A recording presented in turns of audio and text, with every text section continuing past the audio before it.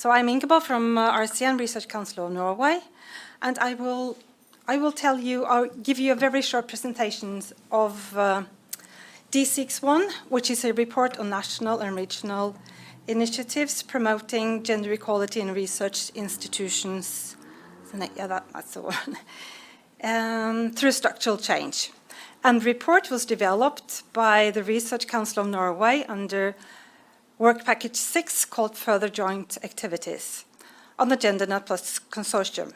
The aim of the report was to present an updated compendium on the best practices and examples from the research funders involved in the consortium, as provided by the former RCN in 2015, but also to offer new insights and new examples. The report is not exhaustive and does not describe absolutely all existing initiatives, but aims to identify some proactive and innovative initiatives that can serve as basis for recommendation for transnational activities. And all the partners in the GenderNet Plus Consortium all share a common commitment to the promotion of gender equality in research and are regarded as key players at European and international levels. Hence, the scope was limited to the GenderNet Plus Consortium partners, who were asked to report on selected initiatives in their country. The report was written in 1920, and as we know, things changed rapidly in academia. And we also know now in 2023 that with the introduction of Horizon Europe, that the European Commission has made gender equality plans, GEPs, a basic requirement for participation in its research framework program. And we would like to think that this report is part of what led up to the GEP requirement.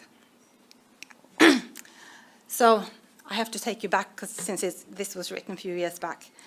And gender equality was a cross-cutting issue in Horizon 2020 with 3 objectives: gender balance in decision-making, gender balance and equal opportunity in project teams at all levels, and the gender dimension in research and innovation content. And this report focuses on the 2 first objectives, while another report, the one that Lydia just presented to you, focuses on the gender dimension in content.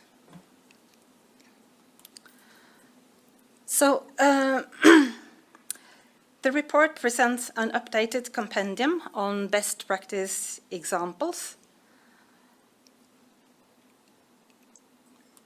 As I just said, and I just added this slide because structural change is a word that pops up all the time in this. So this is just to remind you what is meant by structural change. And according to the European Commission, structural change in research institutions means enhancing excellence, gender equality and efficiency in research and innovation. Nothing less.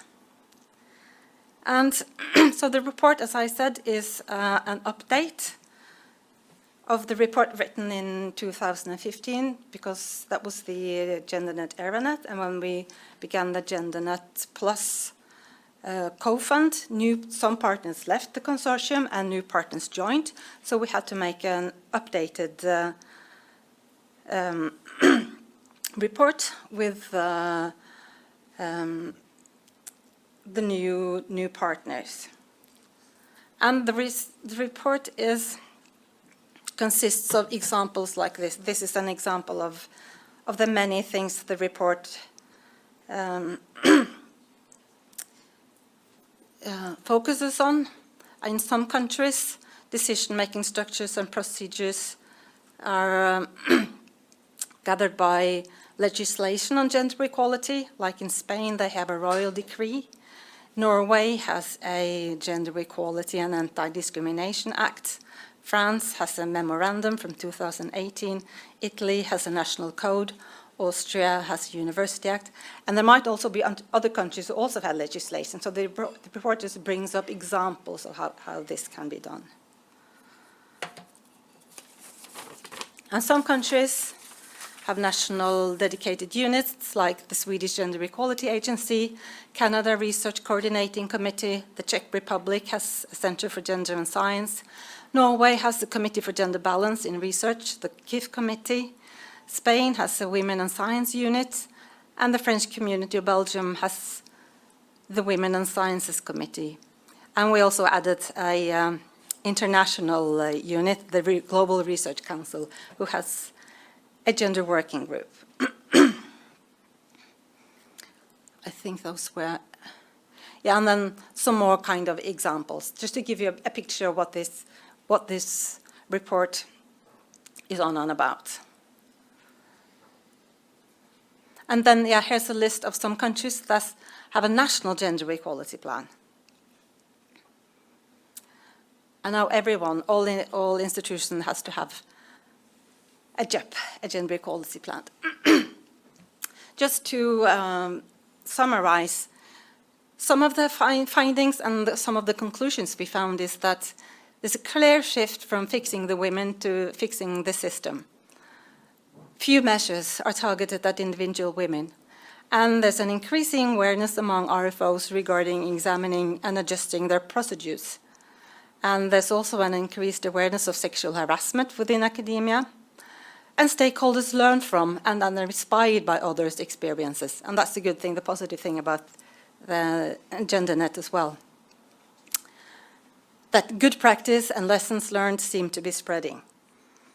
And Elizabeth also wanted me to share with you that we did not only write this report, but in June we organized an international webinar here in Brussels at the Research Council's office, which is next door, where we presented some new tools and some concrete examples of how to work with gender equality within research.